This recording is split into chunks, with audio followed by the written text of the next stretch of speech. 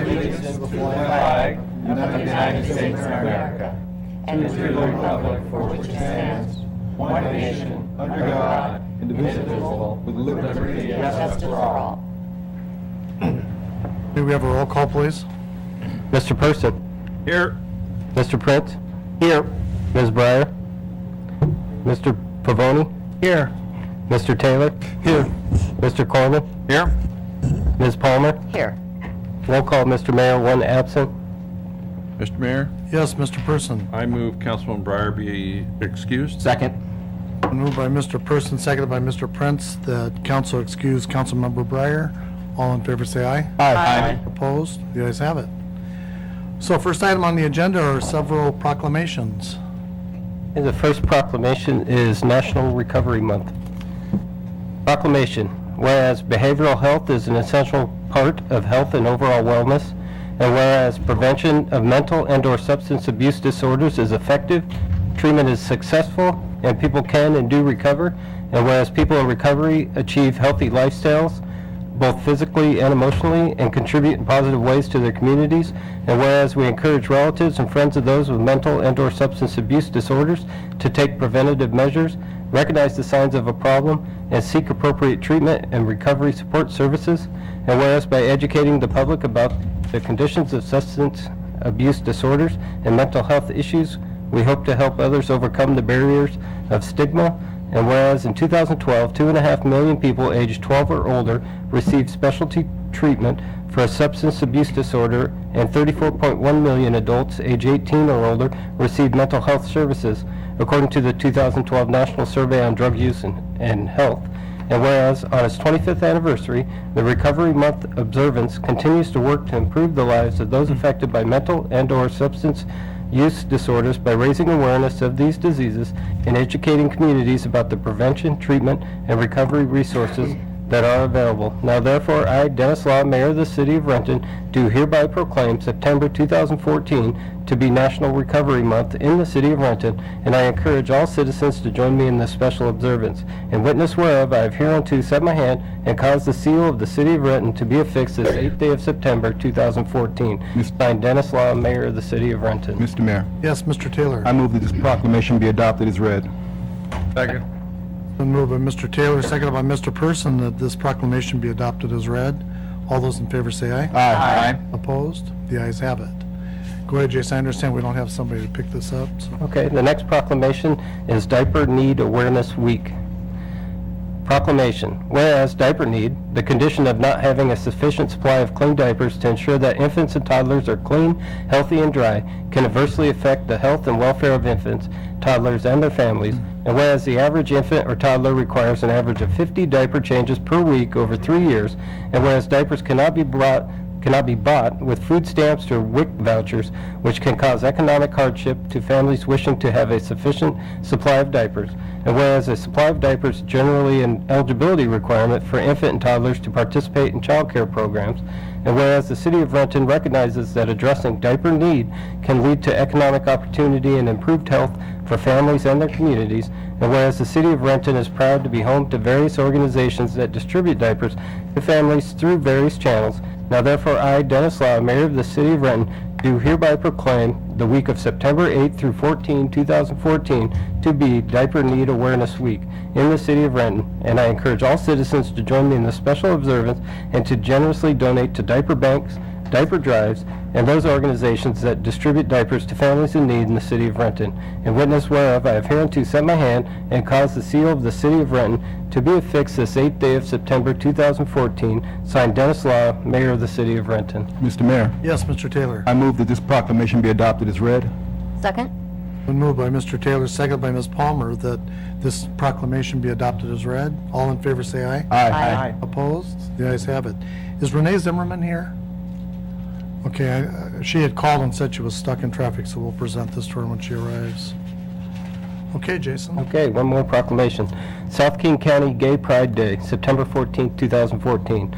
Proclamation. Whereas, over 40 years ago, the City of Seattle held its first gay, lesbian, bisexual, and transgender celebration to encourage residents to honor the history of the fight for equality, celebrate the distance come, and recognize how far there is to go. And whereas the City of Renton, in in partnership and communication with residents, businesses, and schools, is dedicated to building an inclusive city with opportunities for all, and whereas our gay, lesbian, bisexual, and transgender residents contribute to the cultural fabric of our community and donate their time, talent, labor, and financial resources to various community organizations, and whereas our neighboring city of Kent has hosted a celebration of pride for the gay, lesbian, bisexual, and transgender communities for the past 2 years, and whereas South King County Gay Pride Day serves as an opportunity to celebrate with local communities and is a family-friendly, positive, non-political event designed to build community and bring people together.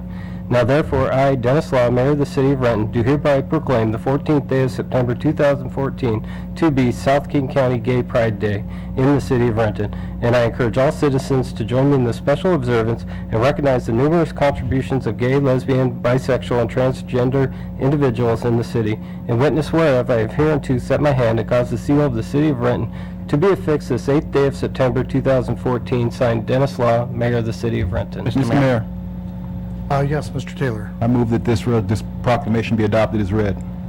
Second. It's been moved by Mr. Taylor, seconded by Mr. Corman, that this proclamation be adopted as read. All those in favor say aye. Aye. Opposed? The ayes have it. Is Wade Schwartz and Billy Walters here?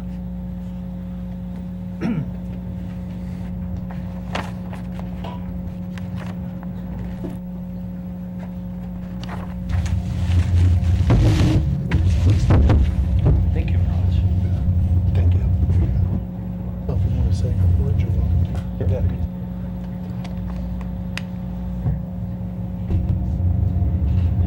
Thank you.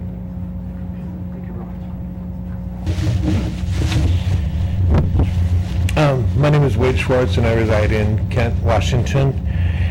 And I just felt kind of overwhelmed. A great honor to receive this from the City of Renton. For the past 2 years, this being the third year, my partner and I have tried really hard to bring the fabric of the community together in the South King County area. So I just want to say thank you for the fact that we've got Kent, Burien,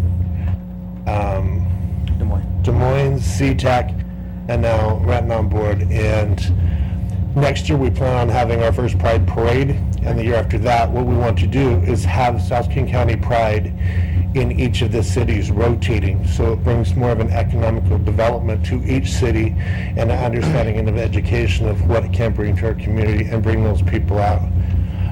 My partner would like to tell you a little bit about the festivities real quick of what we're doing for that weekend. Thank you very much. So we're kicking off September 12th as a special fundraiser at the Kent Senior Center, and that's going to be benefiting Kent Youth and Family Services. And that starts at 7 o'clock, and then the 13th is just a festival in the city. 2 of the local establishments are going to be hosting. And then Sunday is the big festival at the Burlington Green Park, which is right off of West Meeker and Railroad. It's a gazebo park. Also has the pergola out there as well. So that's 11 o'clock to 3 o'clock. So we encourage everyone that's available, if you like, to come out and visit our celebration. So Friday night through Sunday. So Okay. thank you very much. Thank you very much. Thanks for coming down. Appreciate it. Thank you. We have some buttons. Could we pass that to you real quick? Just give you a couple. Sure can.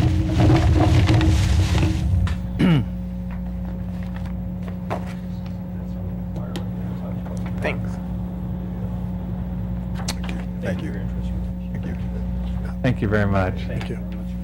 Thank you. Thanks for being here. Thank you. Thank you. Thank you. Thank you very much. Okay. Next item we have a special presentation. The first presentation, which is a very generous donation from one of our newest businesses to Renton, CVS Pharmacy, is going to be postponed. So we'll move right on to Sonia Maylander to give you a wrap-up on the 4th of July event.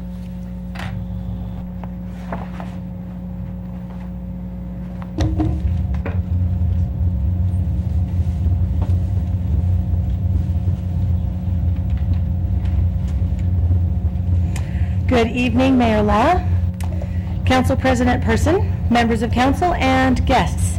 My name is Sonia Maylander, Community Relations and Events for the City of Renton. It is my pleasure to present this year's event report for the city's 2014 and the 12th anniversary of our 4th of July celebration at Jean Coulon Memorial Beach Park.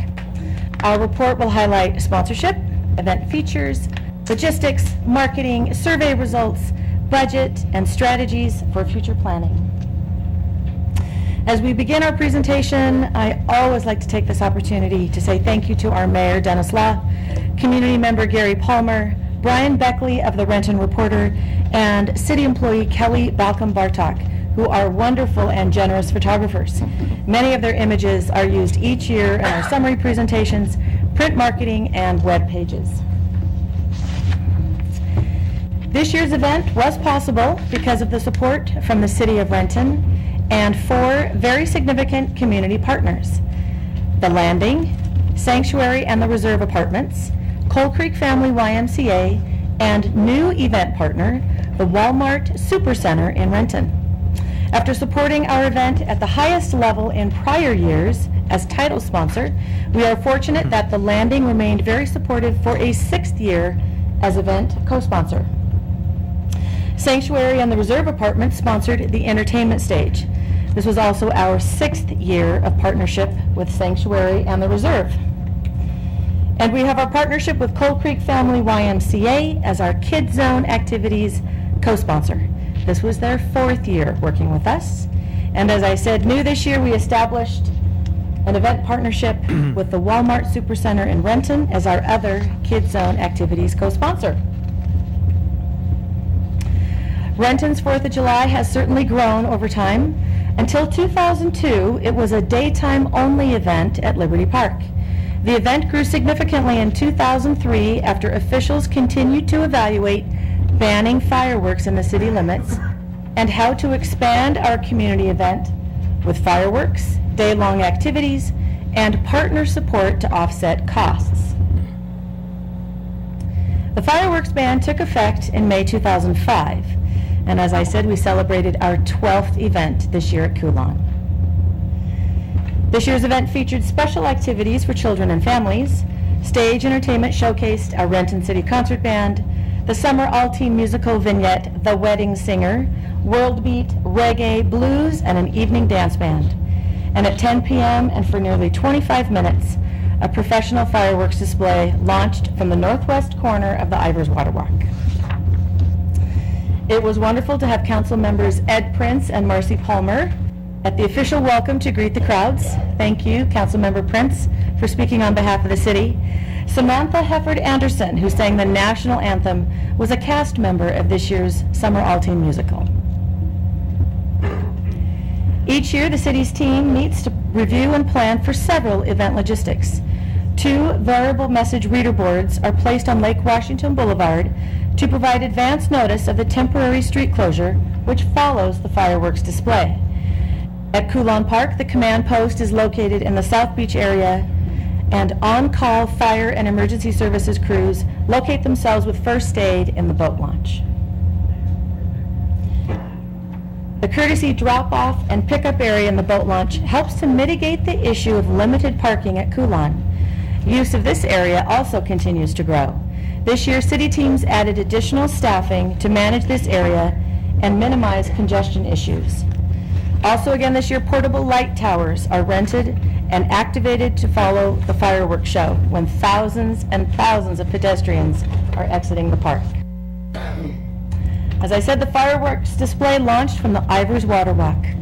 Our planning team worked with fireworks vendor Western Display to refine show logistics, such as improving processes for product load-in during the early morning hours of July 4, and adjusting the display launch angle more towards the water to mitigate debris fallout along the shoreline. This year's show, especially from the shoreline at the park, was beautiful. If you happened to be in the park, we had numerous times where the large crowds cheered and applauded during the show. Despite facing significant changes in logistics and maintaining compliance with regulations, continuing to feature a high-quality fireworks display based on safety, approval processes, and available resources remains a top priority for the City of Renton. Marketing efforts included a print campaign, numerous calendar listings, city and chamber websites, Facebook pages, and cross-promotional opportunities. Event information was also sent to area businesses and the apartments and condominiums along Lake Washington Boulevard.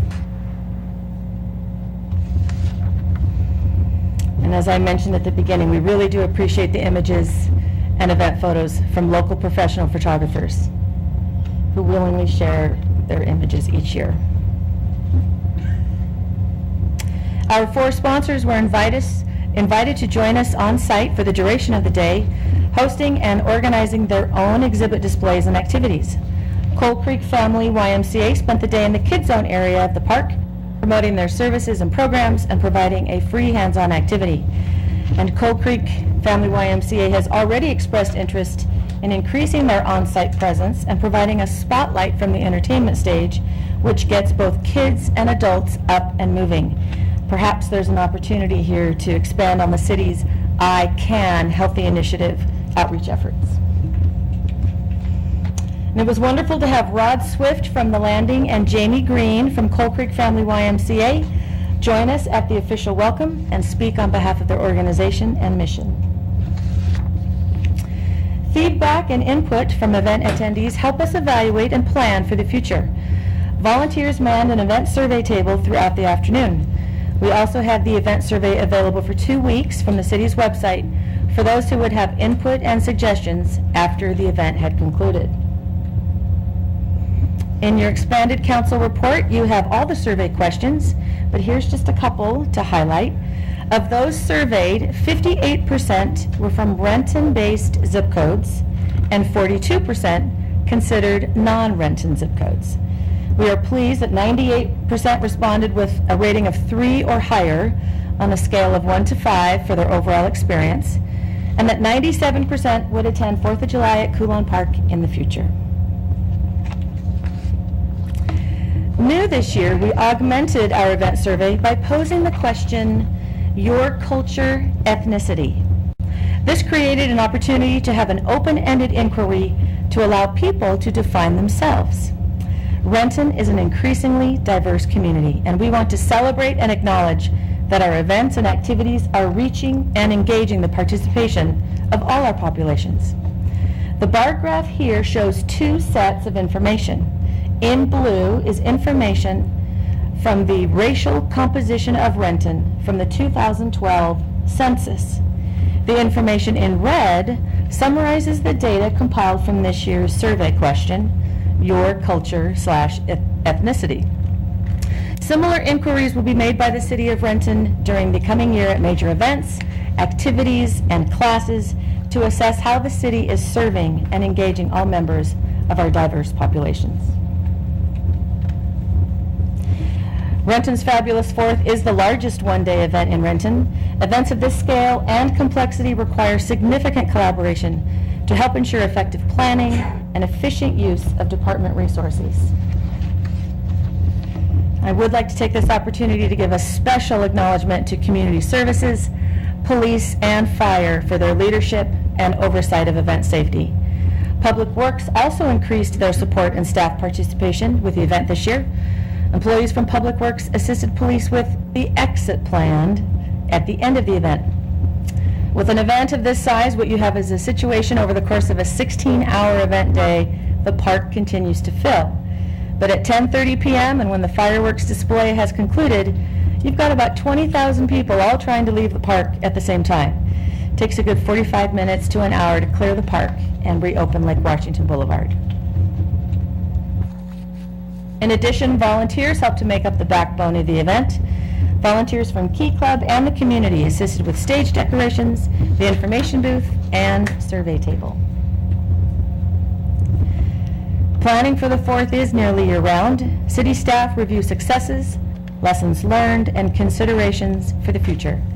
Strategies for next year include seeking partnerships to enhance the event, exploring opportunities for volunteers, always reviewing logistics and safety measures, and continuing to assess department resources while maintaining the balance of producing a safe, high-quality event that appeals to the public and meets sponsor expectations. Budget. The table here reflects 8 years of tracking expenses and sponsor contributions through project accounting. The total cost of event includes all event features, the value of city in-kind services such as printing from the city's print shop, and staff time, including the value of benefits. The cost to the city of Renton, the column on the far right, is a net combination of better utilization of project accounting, an increase in the staff time associated with supporting the 4th of July, and an increase in sponsor revenue.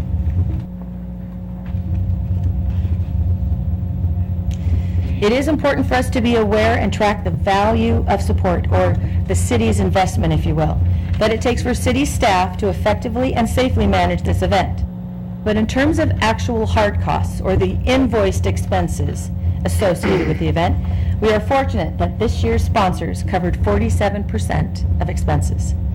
Collectively, these sponsorships offset event expenses such as children's activities, stage entertainment, fireworks display, and marketing.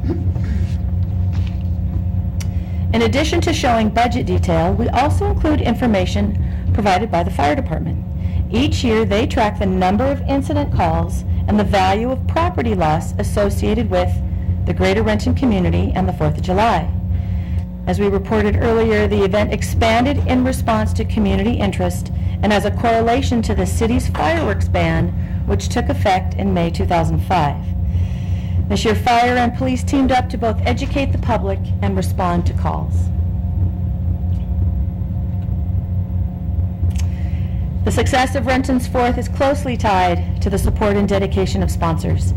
Sponsorships cultivate valuable partnerships, create opportunities to leverage resources with community support.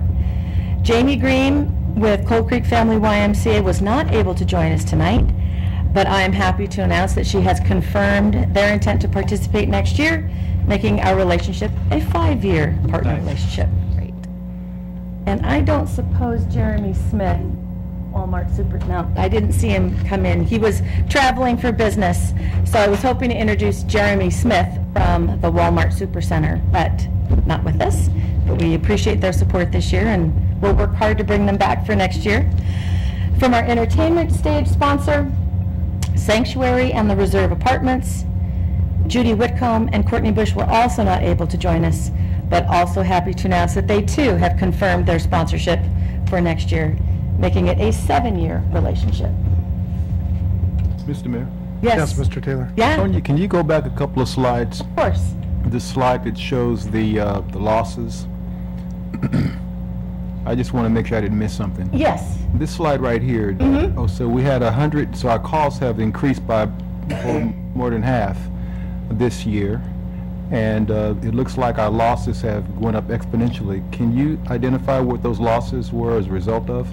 You know, I'm assuming there was probably some sort of property loss as a result to illegal fireworks. Don't want to put Deputy Chief Walker You're not on the sure. We can spot just by get any back. chance. We can certainly look into that Yeah. for you with more Yeah. detail. Get in that, and it looks like the call volume increased quite a bit too, so. Yeah, it's everything from probably increased accountability, tracking every call. I think I see, No, that's okay. response. Eric, we'll do that at another time, because this is, let's stay with the sponsorships on July 4th. Yeah, but we'll get back to you with more We'll provide detail. you I'd all those appreciate some stats. follow-up on that. Yeah, Thank you. sure.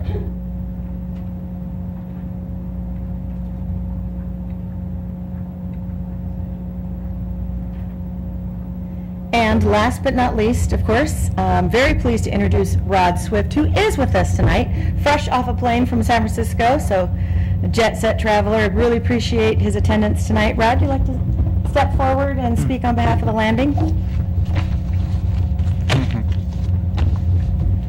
Thank you. You're welcome. Well, first, I'd like to say, as the representative of the landing, again here, couldn't be happier to be part of this event. Is it our 6th year? Is that right? This was your 6th. This was our 6th year. It continues to be one of the great 4th of July events in all of Puget Sound. Sonia's team and all the people in the city of Renton do an incredible job with this event, and we're thrilled to be a continued sponsor. Absolutely, we are committed to 2015 as well. Nice. and are very happy again to be part of this community. We couldn't be happier. So thank you very much. Thank you. Thank you, Rod, and thanks for taking the time to be here tonight after Yeah, not flying jet around. setting. I just took a vacation with my wife for a weekend. But. We truly do appreciate all of your sponsorships for different things in the community, so thank you. Thank you. All right, take care.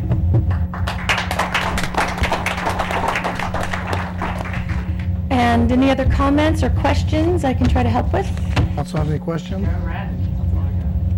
Okay, thank you very Yeah. much, Sonia. Thank you for your time. Yeah, Mr. Mayor, Yes, Mr. Kerman. these are a great job on this event to you and everybody that worked on it. Also, I always am impressed by your report, Sonia, and enjoy the recap. Thank you very much. You're welcome. My pleasure.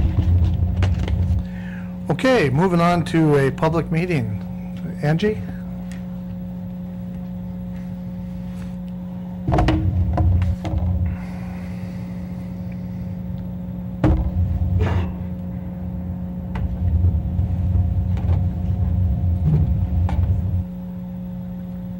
Good evening, Mayor and members of council. My name is Angie Mathias, and I'm here this evening to host a public meeting in the matter of the proposed Madison Lee annexation. So, as you can see by the annexation process, we're just at the very beginning of this proposed annexation. Petitioner has submitted a 10% petition to our city clerk, and now we're meeting with you, with the council. The petitioner is asking you if you will authorize them to go and try to gather signatures of property owners that represent 60% of the assessed value of the area. So tonight, we're required by law to have a public meeting, and it's up to you as council to decide whether to accept, reject, or geographically modify the boundaries of this proposed annexation. If you accept the proposed annexation, you would also then authorize circulation of the 60% petition and decide whether or not you want to require simultaneous adoption of zoning. This annexation area is in the East Plateau area, in an area that has experienced a lot of annexations in the recent past. It is within our potential annexation area, again in the East Plateau. It's about 12 acres in size. It's all single-family use. The northern boundary is in a proximity of 128th Street. Eastern boundary is 158th Street, and the western boundary is 156th that takes up that block. The southern boundary is approximately southeast 131st Lane, if that was to be a street. Here's an aerial image of this annexation. You can see lots of open area. We always look at the existing environmental constraints. There is no topography within the actual annexation area, and not really much in the even immediate surrounding area. In terms of streams and wetlands, there are none in really the close proximity or within the annexation area. If the area were to annex, Renton Fire would directly serve the annexation area. Right now, they serve it under a contract with Renton Fire District 25, but that would become a direct service. Water District 90 provides water utility. That would not change. And Renton Sewer would be the sewer provider. And the Issaquah School District is the current school district. That also does not change with annexation. The area is designated in King County as R4, residential 4 dwelling units per acre. And if it were to annex, it would be R4 in the city of Renton. We actually pre-zoned this area a number of years ago, and that zoning would become effective upon annexation. We always look at our comprehensive plan to see if to help guide us in our decision making. Objective LUI says that we should support annexations of areas that can be efficiently provided with infrastructure and services, are urban separators, or have environmental constraints. Policy LU 41 says that we should promote annexations with a residential population who already use city services and impact city infrastructure, and both of these items are true. We also look at Boundary Review Board objectives. We send it off to the Boundary Review Board and seek their approval, and so we try to anticipate any things that they may have concerns about.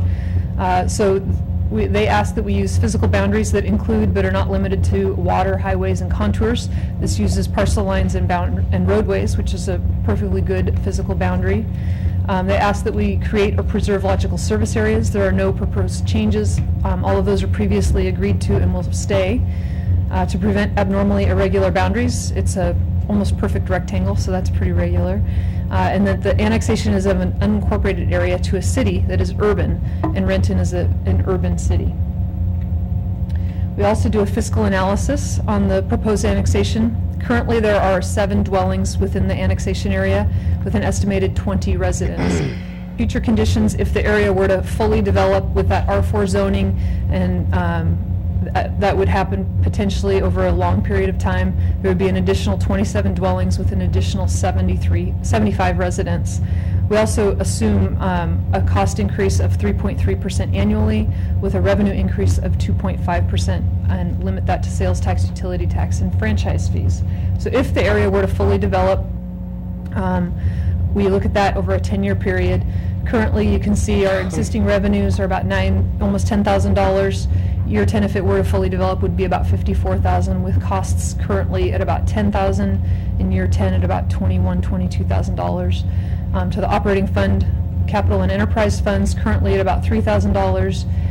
If it were to fully build out at year 10, about $14,000, with costs currently at about $1,200 and going to about $7,300 over 10 years. We always circulate annexations when they've been proposed and ask all the different departments of the city, does this represent a logical extension of your services? And do you see any issues or have any concerns with this annexation as it's proposed? All the responding departments said that indeed it represents a logical extension of their services and that they don't see any issues or have any concerns. In conclusion, the best interest and general welfare of the city are served by this annexation. It represents a logical extension of our services. It's consistent with our own policies. It's consistent with the Boundary Review Board policies. And the recommendation of the administration is that council go ahead and authorize circulation of the 60% petition, specifying that property owners accept the city's comprehensive plan land use designation and zoning. And that's all that I have. Thank you very much, Angie. Any questions from council? Any correspondence? Yes, Mr. Mayor. I received correspondence from Ms. Michael Cook at 13125 158th Avenue Southeast. She expressed concern about safety concerns about the increase in traffic. She was especially concerned about traffic, people bypassing, I guess, 156th and heading up 158th to either Northeast 4th Street or down to the Maple Valley Highway. Okay, was that it, Jason? Yes, that was it. Okay, thank you. So this is a public meeting, and we have a couple people signed up to address the council. When I call your name, please come to the podium, give your name and city of residence for the record, and you have 5 minutes to address the council. We have a timer right next to the city clerk. First is Jan and Becky Franson. You're here, but have no comment at this point. We just signed up to be party of being given information as this proceeds. Okay, that'll be fine, thank you. And next is Claudia Donnelly.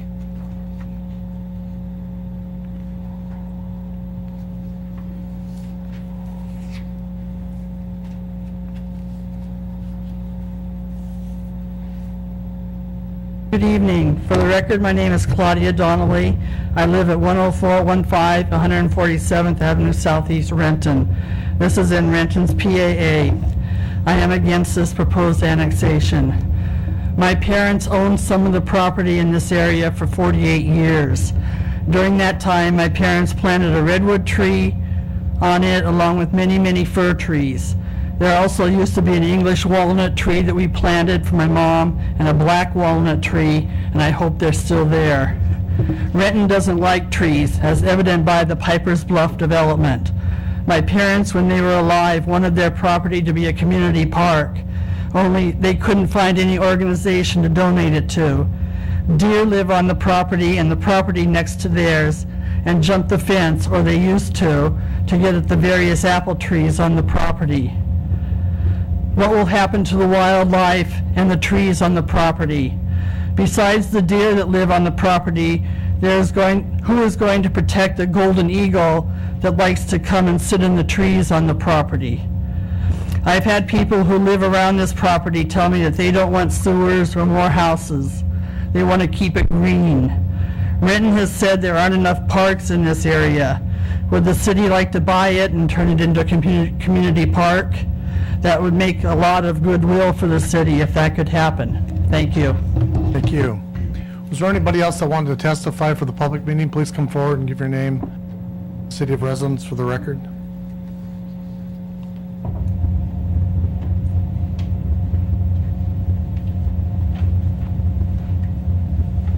Thank you. I had business on the peninsula, so I couldn't get here. I was like 2 minutes late. Does anybody That's- want this sheet? Fine, no problem. All right. And my name's Dale Fisher. And what else did you ask? Your city of residence, Renton. okay? And I am the property just west of the property that's looked at being annexed, so I do have some concerns, and I don't know if I should address them to this lady. No, you have to address it to the council. Okay. Do we know how many, if the properties have already been purchased or not?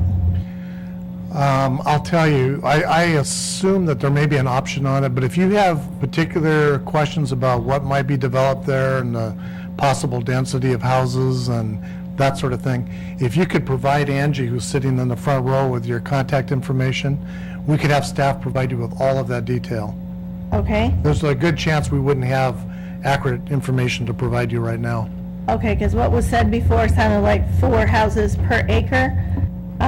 So that's what I wrote down. Yeah, that's our current zoning for that area. Okay, I just would be really surprised that some of those places they'd be willing to sell because of the, just the neighborhood and what we do, so that surprised me that it came by. And then another question I had is, and I don't know if anybody knows yet, but is there going to be a storage pond, and where is that planned to be? Yeah, all of those details would not be developed until a purchaser actually buys property and comes to the city with a development plan and request. So Okay. it's very premature before any of that would come forward. Okay, But you definitely can be a party of record so that we would notify you of all that activity taking place. I would appreciate that. One of the things is that Mr. Reynolds was our adjacent neighbor, and he had a standing pond in the middle of his property, that 4-acre parcel that Claudia talked about, Claudia Donnelly. And he had a standing pond. He put in a pipe that piped all of that water into our property, which is downhill, which is why I have one, concern. And I also joined Michael Cook with the traffic, because there's already a huge property that's going to be built on 156 where the 3-way stop is. And then we've got other new properties that have been built, and then more. And it's like, that's a lot of traffic. And it's already hard enough to get on 128th as it is and live through it. So that's what I had. Okay, well, I appreciate it, and I'm not trying to avoid answering any questions. We just don't have those answers yet. But definitely, those are the items that you will be able to have addressed if somebody comes forward and wants to develop that property. So transportation issues, stormwater runoff, all of those things will be addressed. Okay. So if Angie can get your contact information, which you've already written down, we'll make sure that you're notified. Okay, thank you. You bet, thank you. What's the wish of the council? Mr. Mayor, Yes, Mr. Prince. I move that we follow staff's recommendation to authorize circulation. Gotta close we'll need to the close. hearing. Oh, I'm sorry, you're right. I'd like to close the public hearing. Second. Okay, it's been moved by Mr. Prince and seconded by Mr. Person that the public meeting be closed. All those in favor say aye. Aye. Opposed? The ayes have it. Mr. Prince. Thank you, Mr. Mayor. Got ahead of myself there. I move that we accept staff's recommendation to authorize circulation of a 60% direct petition to the annex, specifying that property owners accept the city's comprehensive plan, land use designation, and zoning. Second. Okay, it's been moved by Mr. Prince, seconded by Ms. Mr. Palmer. Mayor? Oh, just one second. Oh, sorry. Been moved by Mr. Prince, seconded by Ms. Palmer, that council authorize the circulation of the 60% petition. Mr. Corman. Yeah, I just had one question. Maybe, Angie, you might have mentioned What's the current zoning in the county for that property? R4 in the county as well. So yeah. the zoning basically within the city would be the same, or maybe Correct. Very even less comparable. because of our net? Yeah. Okay, good, that's all I have, thank you. Okay? Thank you. Bet. Any further questions or discussion? All in favor of the motion, say aye. Aye. Opposed? The ayes have it. Thank you very much, Angie. Thank you. Before we move on to the administrative report, I understand that Renee Zimmerman with Eastside Baby has arrived, and given the fact that she was stuck in traffic for a long time, she deserves her moment to receive this proclamation. So if you'd like to step forward.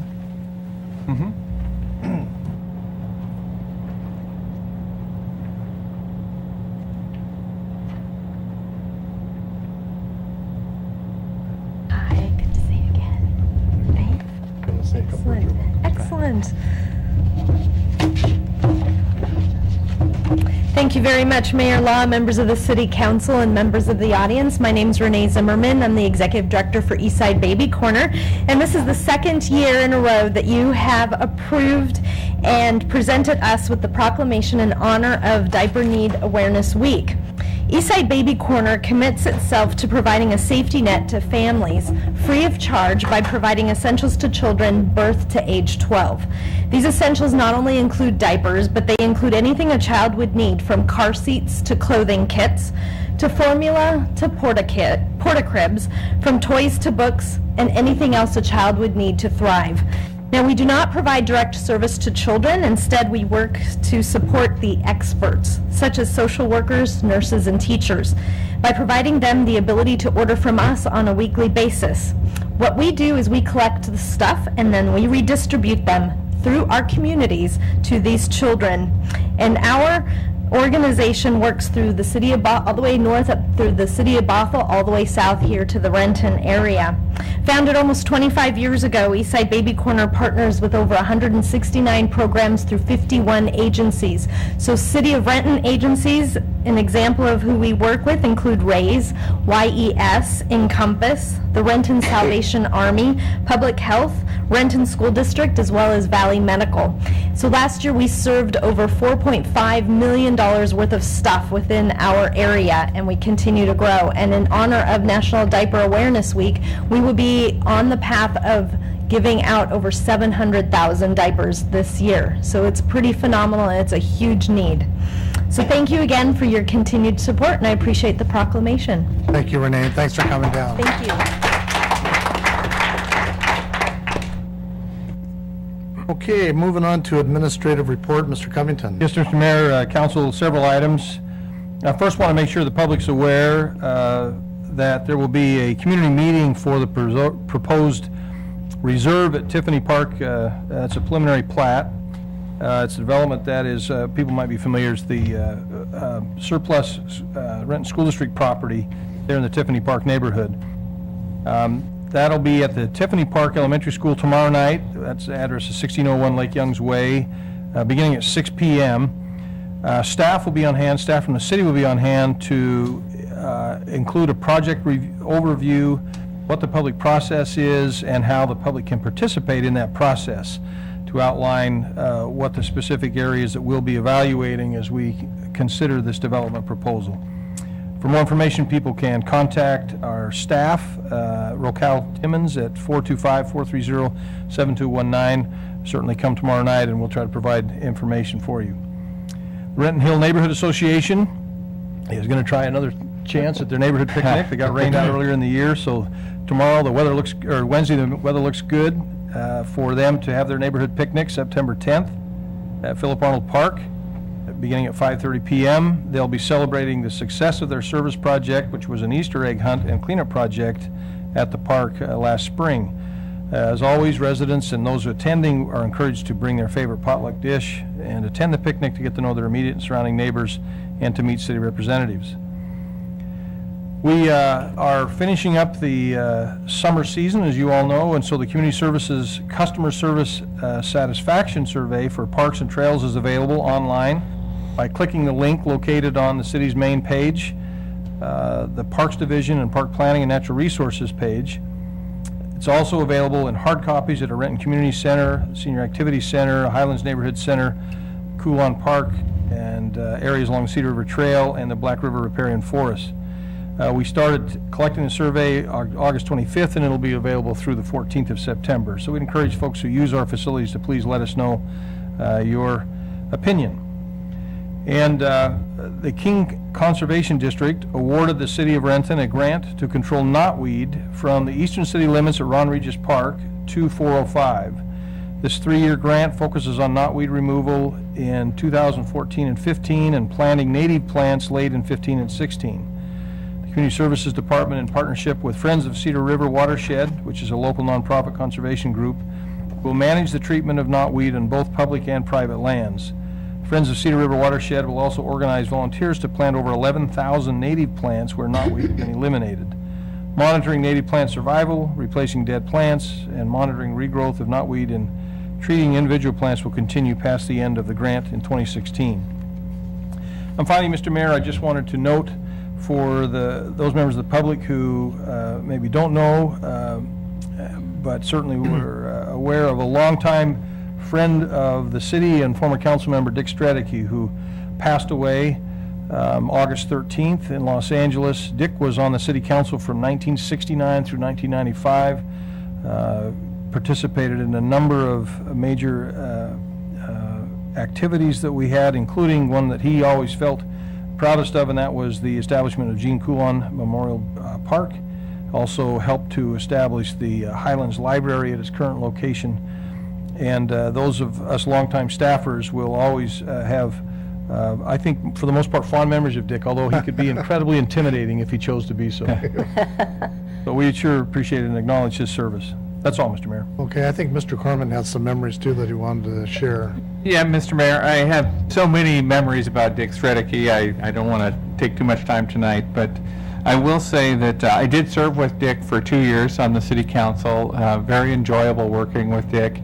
I actually met him about 4 years prior to that. Some of you might remember that my first experience with the city council actually was an issue that I had in my neighborhood, and I had come, I was in my mid-20s, and I'd come to this council meeting timid, but the response that I'd gotten from Dick Stradicke that night was so helpful on the floor of the council that my wife and I sent him a thank you note afterwards, really appreciating how he had connected with us while we'd come up and testified. And he was one who was very independent-minded, I remember him often voting opposite of the council just to make sure that the minority voice was considered and recorded for the record. I know he had a very long history in the newspaper business and was very much similar to you, Mr. Mayor, in that he had influenced the community through his news work prior to his public service. And I was very sad to hear that he'd passed. But I think the city's a better place for all of his time that he spent here. Mr. Mayor? Thank you, Mr. Corman. Yes, Mr. Taylor. I'd like to move that we have a moment of silence for the former councilmember Stradicke. Second. Okay, it's been moved by Mr. Taylor, seconded by Mr. Corman. We have a moment of silence for Councilmember Stradicke. All in favor say aye. Aye. Opposed? Ayes have it.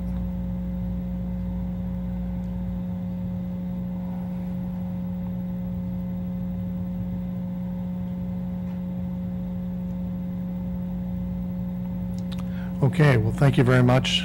Thanks, Randy. Okay, we're moving on to audience comment. We have a number of people who've signed up to address the council. When I call your name, if you could please come to the podium, give your name and city of residence for the record. You have 5 minutes to address the council. We have a timer next to the city clerk. First is Howard McComber.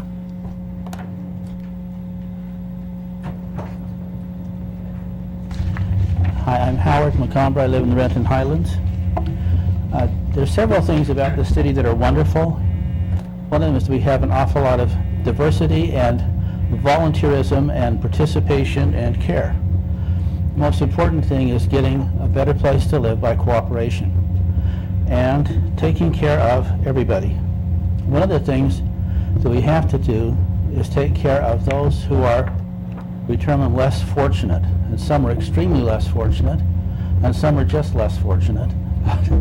But everybody is equally precious in the eyes of God, and it's so important that we take care of each other and we watch over each other. I belong, as many of you know, I'm a board member of REACH, Renton Ecumenical Council of Churches, and we participate in several things. Our main focus are the people at the very bottom of whatever. These are folks who don't have an address except Renton because they are homeless or right next to homeless, and anybody can be there.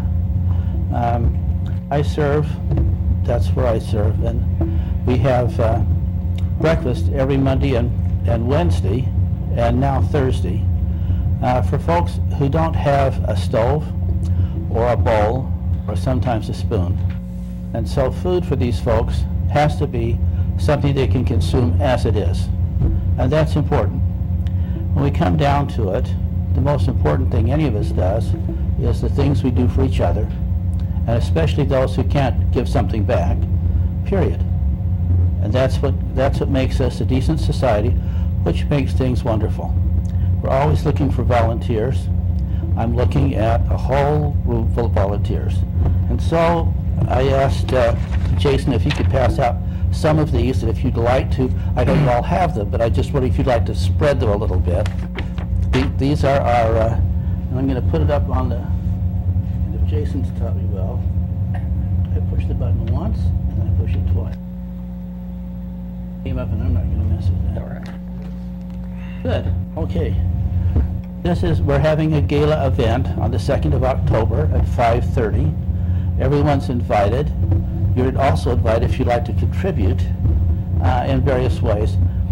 Things all require money to keep operating. I sat on the mayor's council a couple of times now on the budget. I have to admit that Ewan is a wizard. Girl is brilliant. And the people here, Jay and the mayor and the staff, do the very best they can. They watch all the expenditures. I think that what Terry and Kelly and the ladies and the crew that they work with do for our city is fabulous. And the people who appreciate that most, I think, are the people on the bottom level, because this is their recreation. That's where they can go and where they can have a wonderful place. And there are. And they're throughout this city is rich in parks and the way that they're handled. And I don't know how the city is able to do that, given the fact that we have more people and not that much more budget. So we're working on that. I realize that's a touchy issue, but it's just something we have to work on. And we're working on it. And as we work together and as we cooperate, then we make this a better place. I live in the Renton Highlands, which is the most diverse of any area in the city of Renton. And it has wonderful people, and I enjoy the people that are there. We have all sorts of interesting conversations, and it is great. And many of them understand a lot of what I say, and I understand a lot of what they say, but it's not always in spoken word. But it is wonderful, and we have a lot of fun. And I think that the most important thing is we're all here, and we're going to be here, and we're going to have more and more of us. And we're going to be more diversified. And the biggest thing is to have more openness, more interaction, more help for each other. We have some schools, I'm getting close on my time, but we have some schools that really need help. Community and Schools does wonderful things. And I think any place that you can contribute and volunteer, it's important. I know you folks volunteer all the time and help. I'd just like to invite everybody who's out there to, and I'd like to invite anybody who'd like to check, if you have a computer, just Google Renton Ecumenical, and by the time you get that far, it'll come up, and then you can see the different programs that we have, which are designed to make this a happier, more gentle place. I have some friends here that I've invited that attended Ed's meetings the last 2 times. This has to do with alternative medicine, and they will speak. They're far more articulate at that than I am, but I want to thank you very much for your constant support. Okay, thanks, Howard. Next is Patrick Blodgett.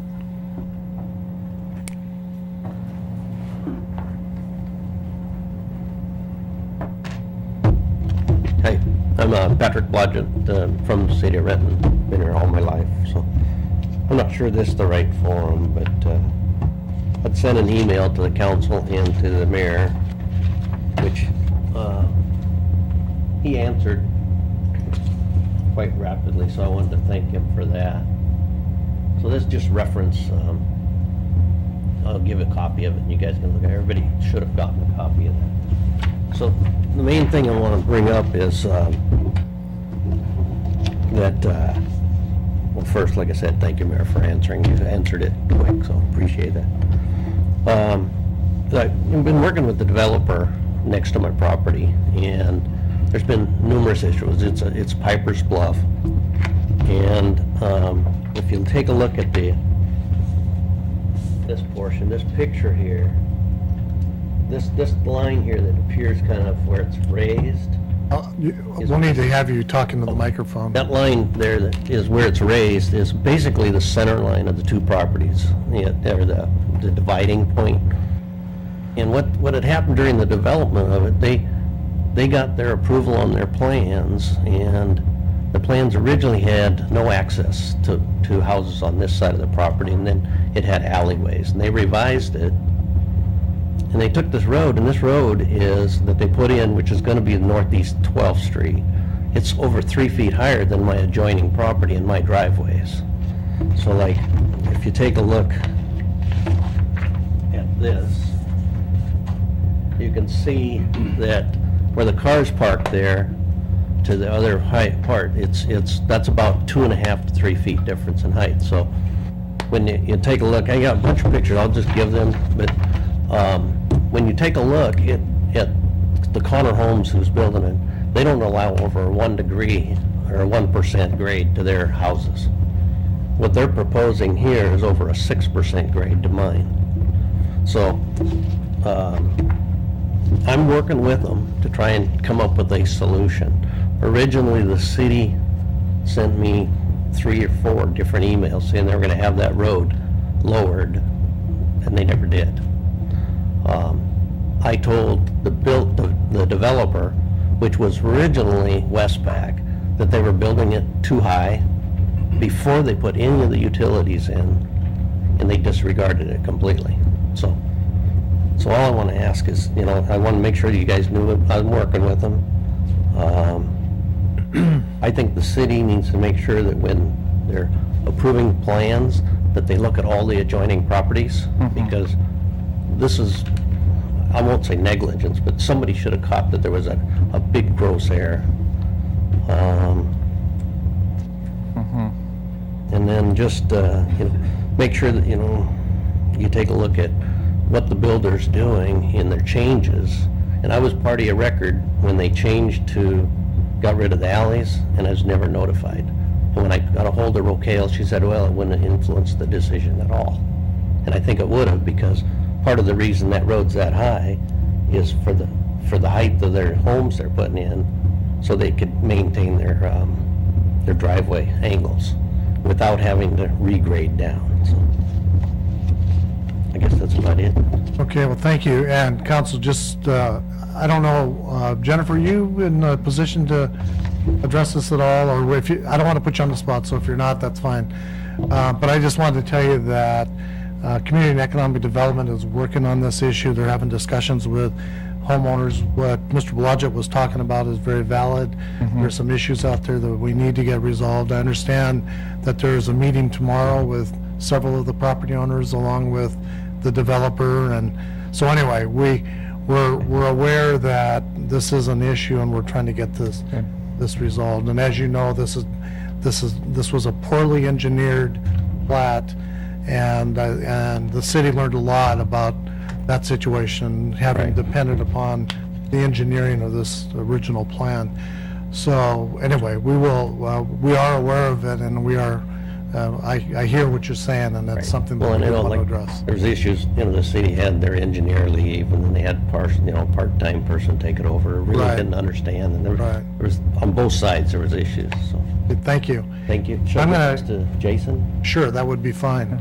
And I'm going to go ahead and ask Brad Atkins to come up, because he's also on the same topic. Thank you, Mr. Mayor. Sorry for jumping ahead of the line. My name's Brad Adkins. I live in the city of Renton.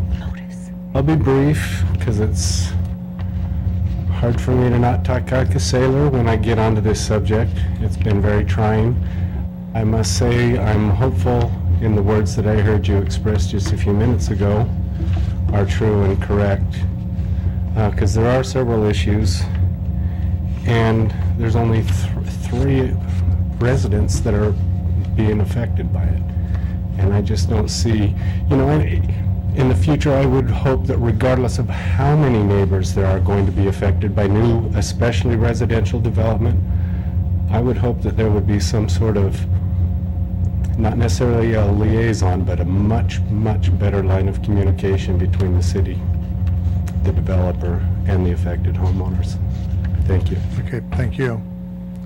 Next is Karen Dobson.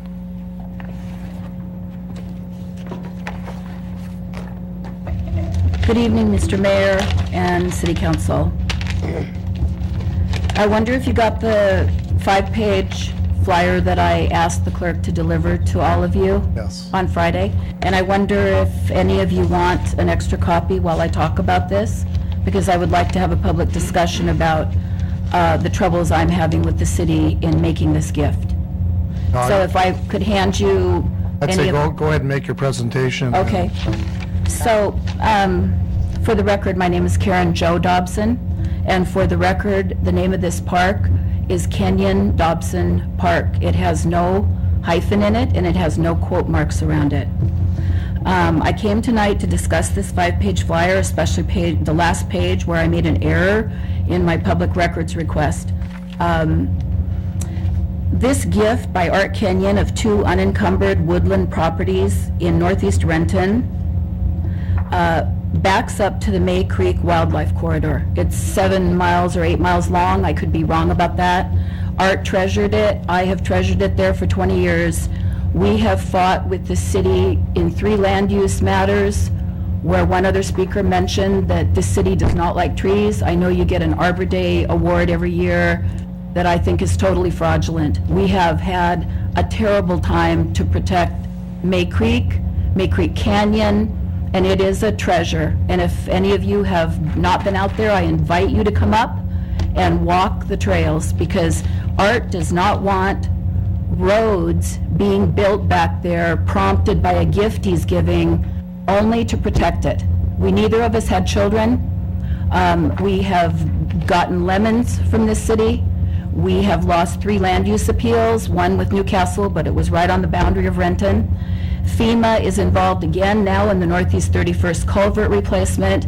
You cannot fight FEMA because it suspends SEPA, it suspends the King County Critical Areas Ordinance, it suspends the zoning.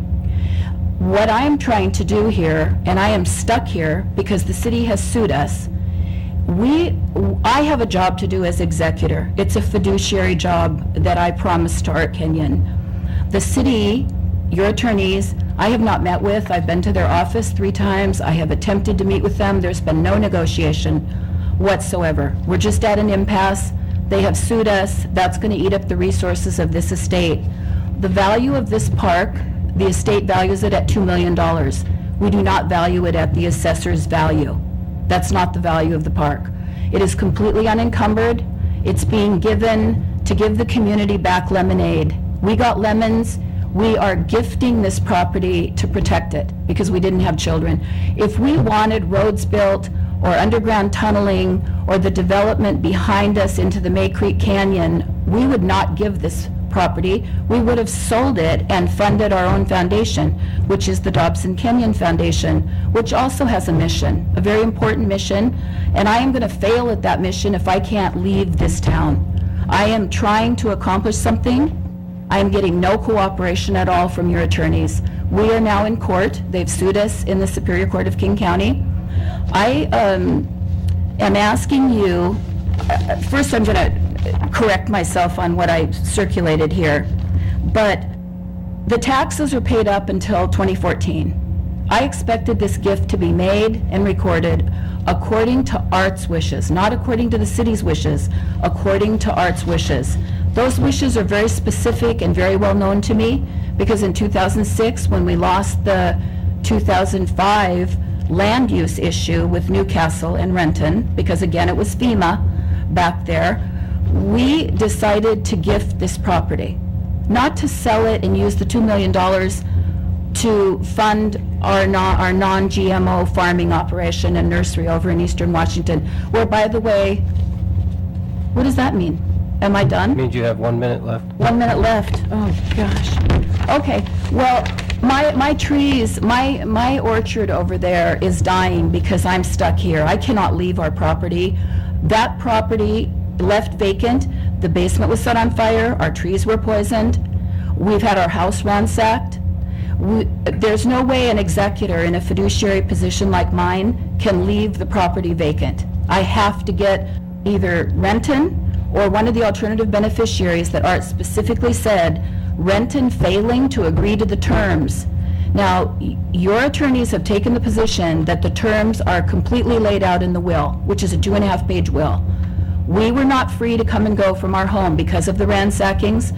So the way that will was done was to put on me as Art's domestic partner of 20 years and his executor that I was to make sure every T was crossed and every I was dotted, and that we had a bulletproof deed with restrictive covenants, pages of them.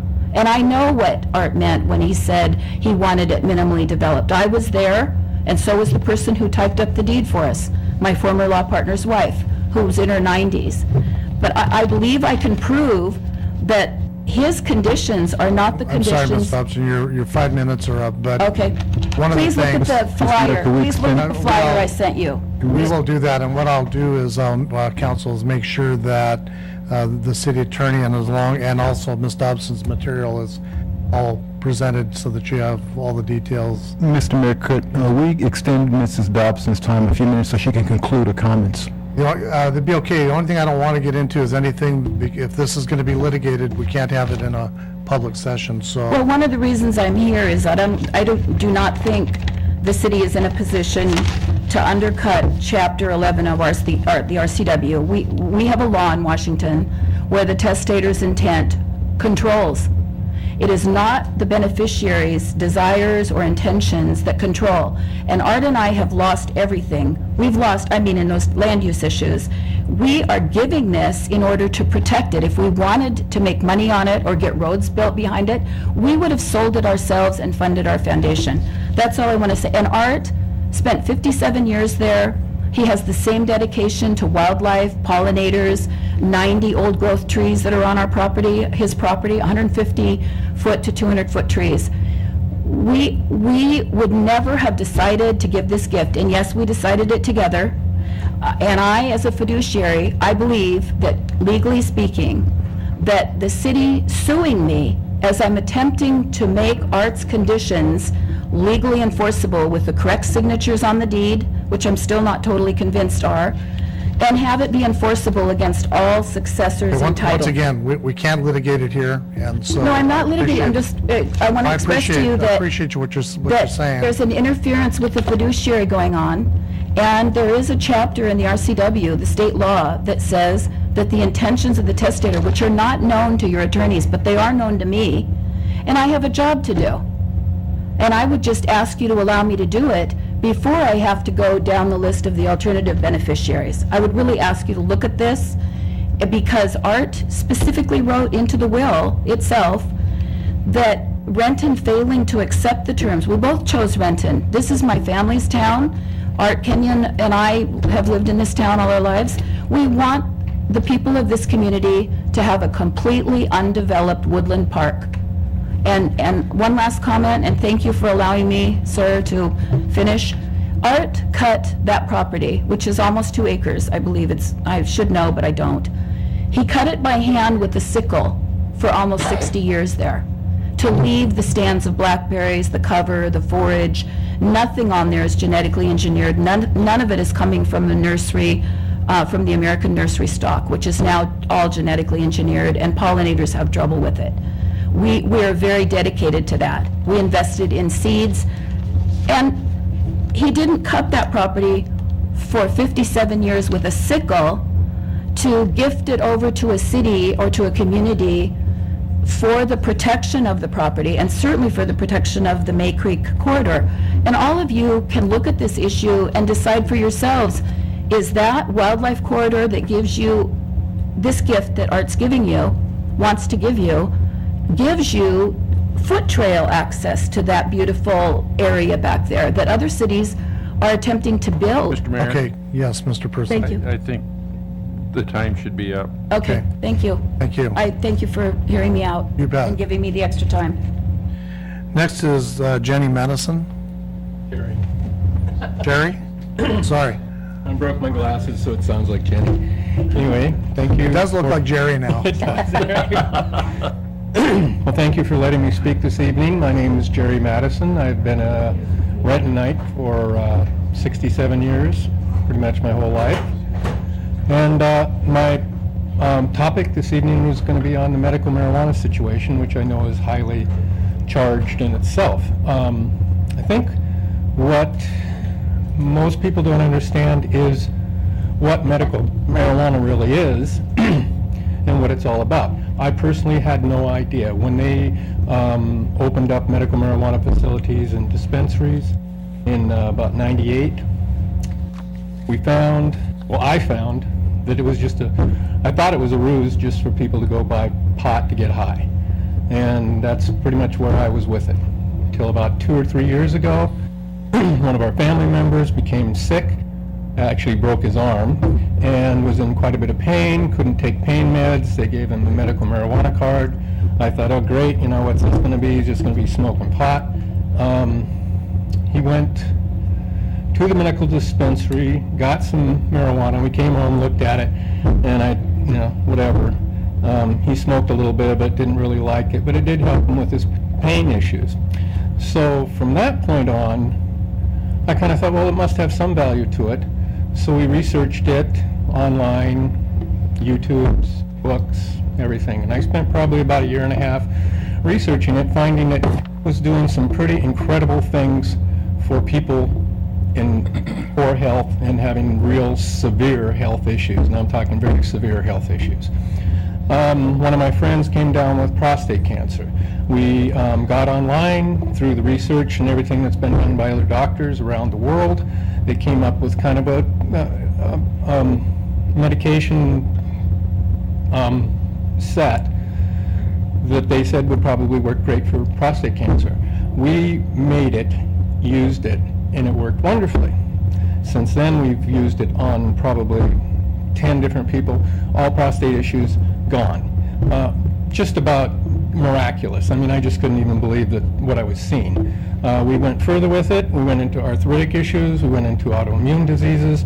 Went into just about everything that you could imagine that a person could get. And as we get aged, all the things that we get from that point.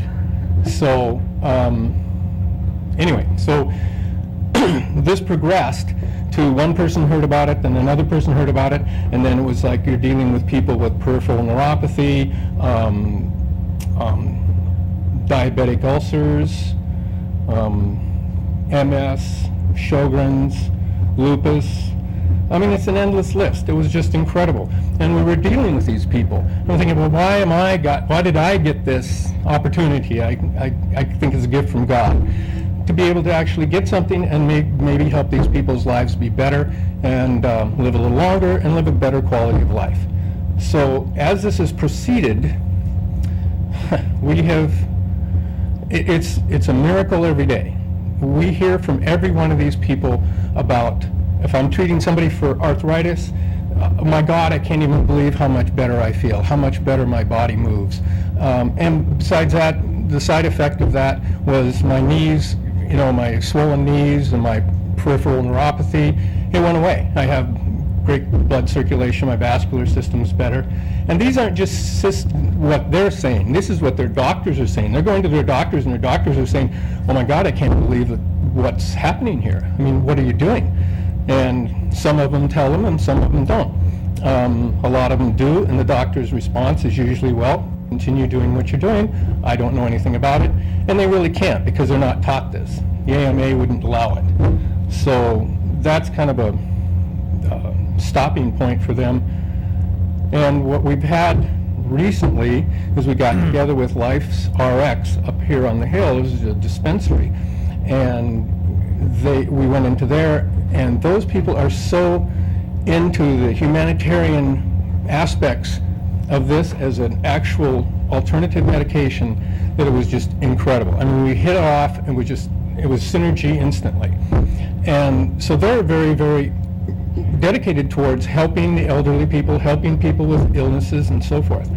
And I'm not kidding you, this is just a miraculous product that is very simple and doesn't get you high. That was really a big key. When I started talking to a lot of older people, well, I take this, but I do not want to get high. Don't worry, you won't get high. It's not going to happen because it's just not the way it's made. I'm sorry, your 5 minutes are up. Okay, anyway, I knew that, I could talk for hours, but, Okay, next, oh, okay. I know we have about Thank 10 you. people that are scheduled to speak. Thank you. Next, no, you, Prepared. Thank you. next Mr. is Rob. Brian, excuse me. Next is Brian Rose. I'm sorry, what he said, I'm here to testify on that behalf. My doctors told me I was overqualified. I got Flushing disease. Are you signed up and on the sheet? I didn't know there was a sign-up thing, I'm sorry. Okay, if you just. Well, sit down- I got a thing, 7 o'clock, be here. Okay, go ahead. What is your name and? My name is Deborah Janice Billy, you know me from planting flowers. I got Flushing disease from a transit center in Renton. Half my body's cut out, I had 2-3% chance of living. Now I have fur back diseases, and my doctors told me I was overqualified. My surgeons from Harborview Valley Medical Center, they sent me to smoke. The Renton Pain Clinic said we cannot treat you without your MRIs, which is thank God. And if you have to give a medical marijuana license, I'm like, seriously? I don't even really get stoned. And it has greatly helped me because I don't want to take opiates. I refuse to take opiates unless it's an emergency. And it has greatly, greatly helped me. Thank you very much for your time. Thank you. Next is Brian Rose.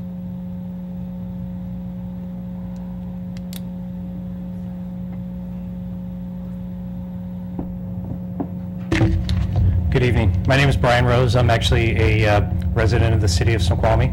I am the business owner of LifesRx in Renton and have been so for the last year. Thank you for having me this evening. I really appreciate the opportunity to be able to speak with each of you. Also like to say thank you to Jerry. He's absolutely right.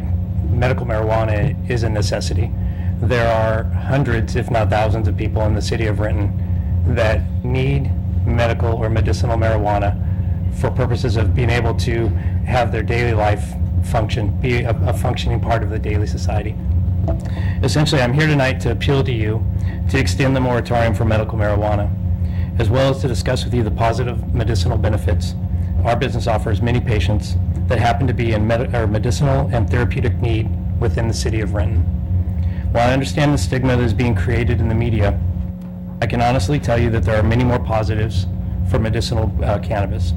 For one, medicinal cannabis currently is far less dangerous a drug than many medicines that are currently being prescribed today, including pain meds such as Oxycontin, Percocet, sleep aids such as Ambien, and over-the-counter medicines even such as Advil and Tylenol.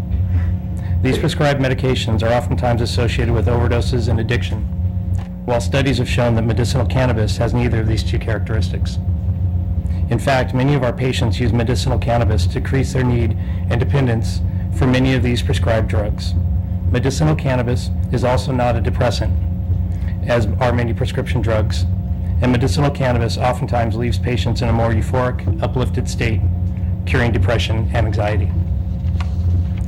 In our current practice, we are helping patients who have cancer, glaucoma, chronic pain, epilepsy, multiple sclerosis, fibromyalgia, mental illness, and many other medical conditions. We have patients that at one time could not walk, could not work, and in some cases had given up on life. I cannot stress how important that the cannabis that we provide to these patients is in their daily lives. Allowing only state-run I-502 stores in Renton will hurt these patients, not only in the pocketbook, because costs are approximately 2 to 3 times higher than what we sell in our store. And also that 502 shops cannot discuss any medical benefits with their customers. So those medical patients that have a need have no place to go to get it. Ultimately, our medical patients would have to then find other nearby cities to spend their money on the medicinal cannabis that they will continue to purchase for their daily needs. In closing, I believe that there is a positive way to manage medicinal cannabis in the city of Renton, so that it is looked on in a positive light. I would like to invite you to visit our shop to take a tour and get a better understanding of how our alternative medicine shop can be run positively and legitimately. When the benefits of medical cannabis are recognized and understood, I am confident that a successful outcome can be made for all. So I appreciate your time, and many of you have responded back to the letter that I sent you, and I thank you very much, and I look forward to, future opportunities with speaking with you and showing you just what a difference this can make. I've been in retail since I was 15 years old, and I have another company that I run. I have 3 children. This was not a short decision that we made when my partner and I decided to open this business up. And we've taken it upon ourselves to make sure that this is something that we can help grow and we can actually be a foundation for. And there is a positive way to make this happen. So thank you very much. Thank you. Thank you. Thank you for coming. Thank you. Next is Thomas Mallory. My boss pretty much said everything that he... Okay. I will, excuse me. Same thing. I'll mention too that, in the council, you have it in your packet, there is a committee report that'll be coming forward shortly that where our Planning and Development Committee is recommending to the full council that the moratorium be extended until the legislature can figure out all the legal aspects of medical marijuana. So that is going to be taking place a little further on the agenda, so just for your information. Next is Ben McGrider? Did I say? Same? Okay. Connor Rose? Same. Is there anybody else that wants to talk about medical marijuana? Come forward. Meeting's on.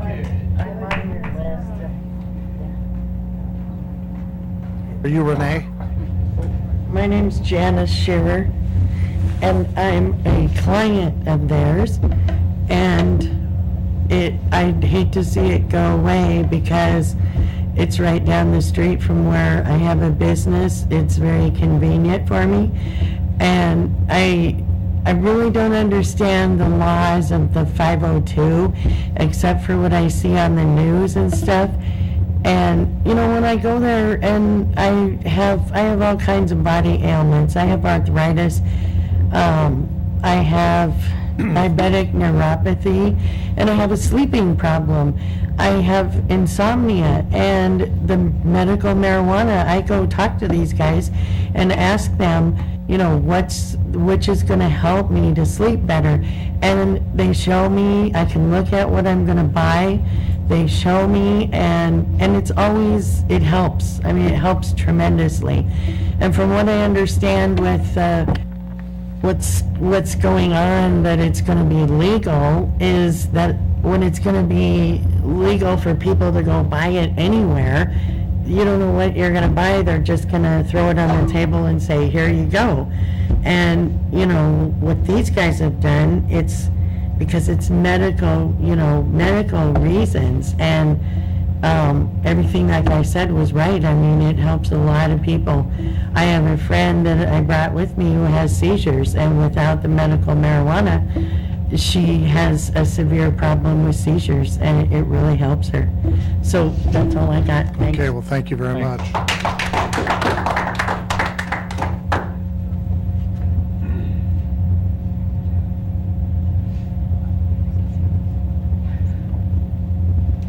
Good evening, everyone. My name is Renee Cook, and as my friend Janice just said, I'm the one that suffers with seizures.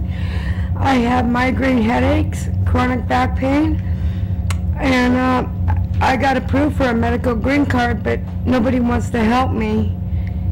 And I have a drug addiction, and I have an alcohol addiction. I don't want to abuse all those drugs that can kill me. And since I've been using the marijuana, it's been helping me a lot. It's been helping with my mood swings, my sleeping. It's just been wonderful. And I don't want to see it go away. because without it, I'm just still a drug addict that's slamming pills down. And that's what I have, so thanks everybody for your time. Okay, thank you. Okay, was that it on medical? Okay, come on forward.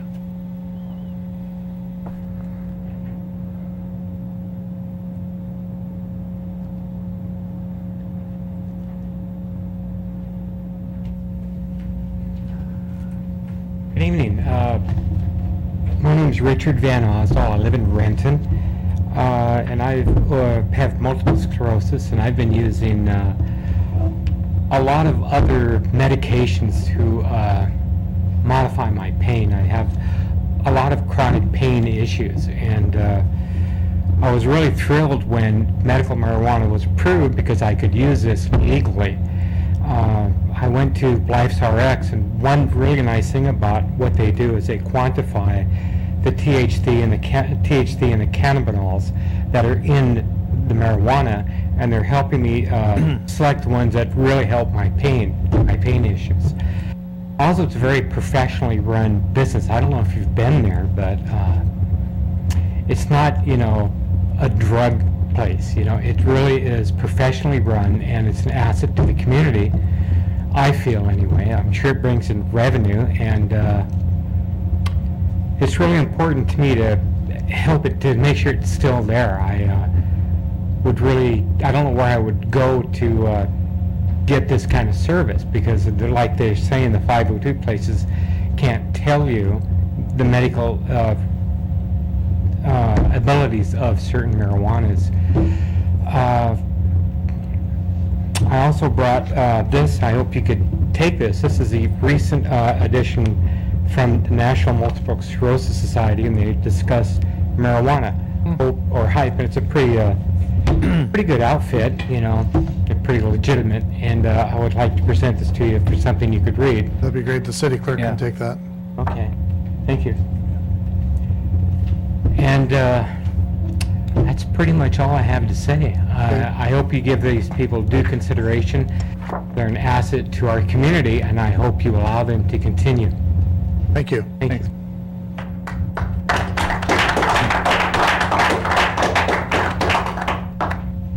Okay, next is the consent agenda. We have 11 items for council consideration.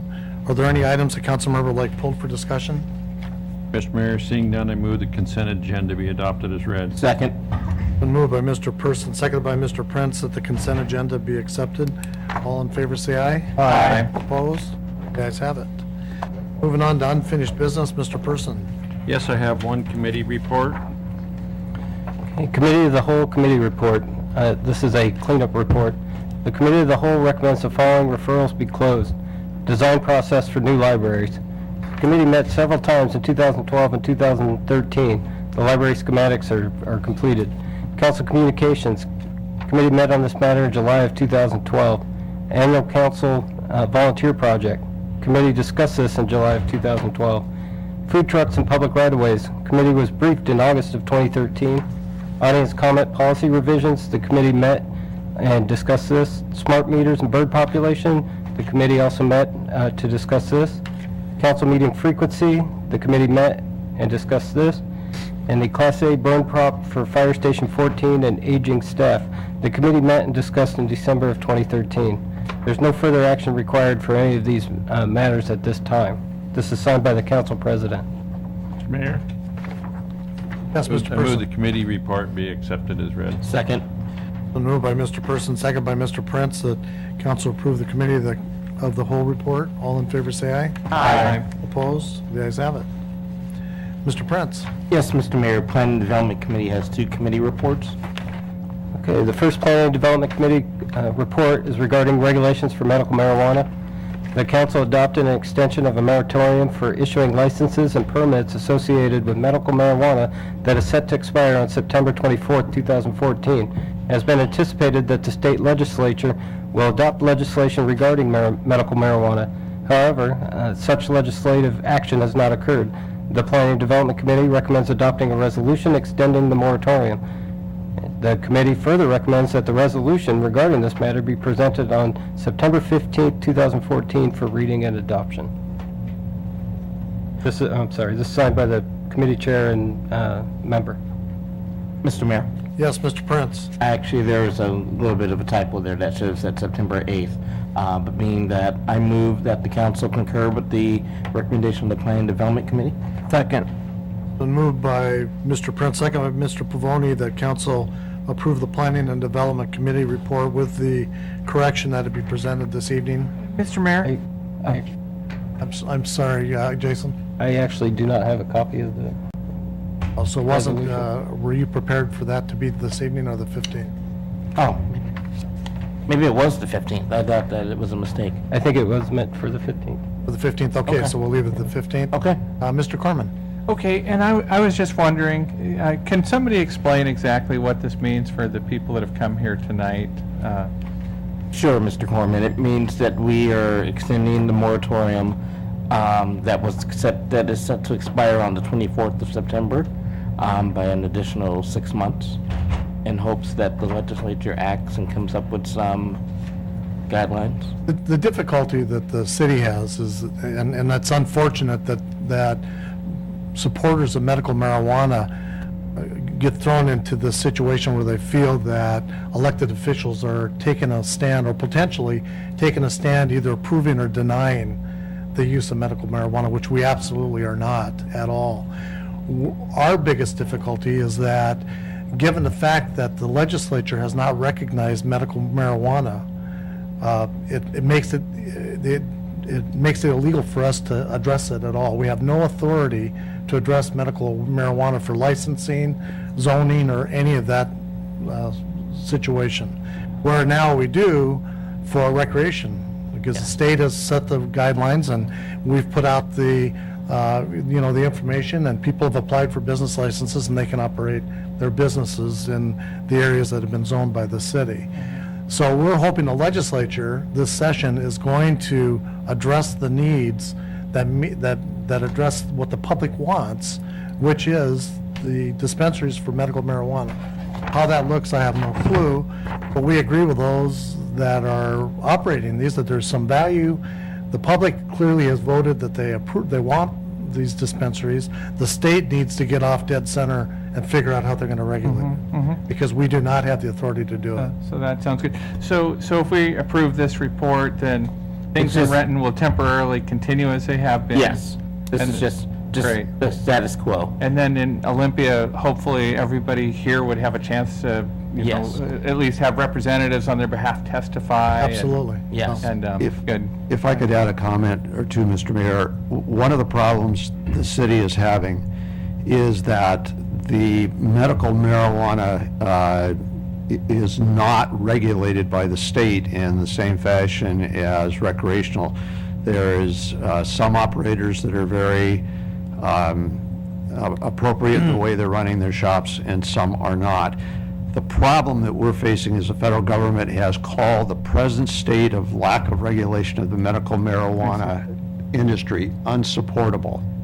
And so while we have a system that the voters have approved of, we have no controls, and the federal government is standing by waiting and said, you better come up with some appropriate controls or we may interfere with this process, which could jeopardize the entire system. We do have certain limited rights, and those are being explored. One of them is such things as setbacks. And one of the concerns that's been expressed is that an inappropriate operator might go in next to a school or something of that nature. So that's the type of thing that's being explored. Zoning. Yeah. So, yes. And the real folks that are interested in this, your real issue is with the state legislature and the Washington State Liquor Control Board. Please pass some regulations so that we can get out of this. This is not our fight. Mr. Mayor? Yes, Just one more quick thing before we continue on with the motion. I think the thing that we talked about in committee, Armando and I, is that we don't want to subvert the will of the voters. Voters approved medical marijuana, and the way regulation is currently is putting us in a position where we had to figure out what we were going to do, if we were going to outright ban it, what we were going to do because of the federal government looming. So we're just extending the moratorium to continue the status quo. Good, thanks. Okay. Any other discussion? All in favor of the motion, say aye. Aye. Opposed? The ayes have it. Okay, Jason? Okay, next is a Planning and Development Committee cleanup report. The Planning and Development Committee recommends the following referrals be closed. South Renton Community Garden Briefing. The committee has been briefed. The land's vacation. After more than 2 years with no short plat application, this project was canceled.